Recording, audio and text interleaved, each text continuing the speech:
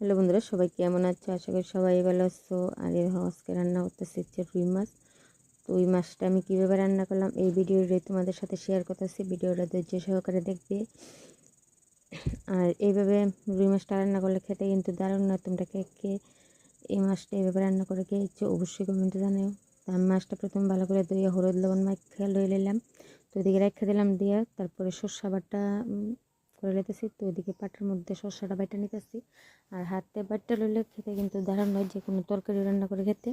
তো ওদিকে সর্ষেটা আমি এদিকে বেটে নিলাম আর দিয়ে দিলাম সাথে একটা পেঁয়াজ। তো পেঁয়াজটা আমি এভাবে বেটে নিতেছি। আর কাঁচা লঙ্কাটা বাটা আছে, তো কাঁচা লঙ্কাটা এইভাবে দিতাম না। তো এদিকে মশলাটা বাটা হয়ে গেছে, এবার মাছটি আমি ভেজে নিই। সর্ষে বাটা দিয়ে রুই মাছ কে কে খেয়েছো অবশ্যই কমেন্টে জানিও। আর যারা খাওনি আমার এই ভিডিওটা দেখে অবশ্যই রান্না করে খেয়ে দেখো, দারুণ লাগে কিন্তু খেতে।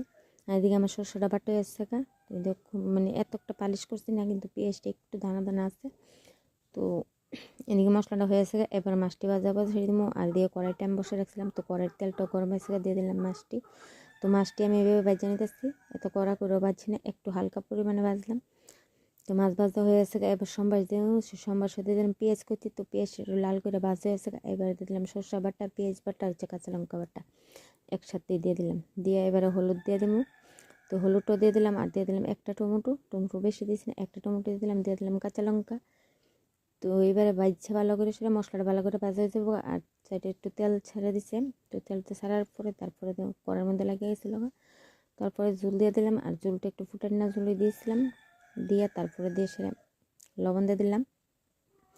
লবণটা দিয়ে এসে তারপরে ঝোলটা একটু ফুটেছে, তারপরে মাছটি ছিলাম। আর তরকারিটা যেমন দেখতে কিন্তু খেতে দারুণ হয়েছে। আর তোমরা কে কে এইভাবে রান্না করে খেয়েছো অবশ্যই কমেন্টে জানিও। আর আমার এই ভিডিওটা ভালো লাগলে অবশ্যই লাইক কমেন্ট শেয়ার করে পাশে থাকবে। টাটা।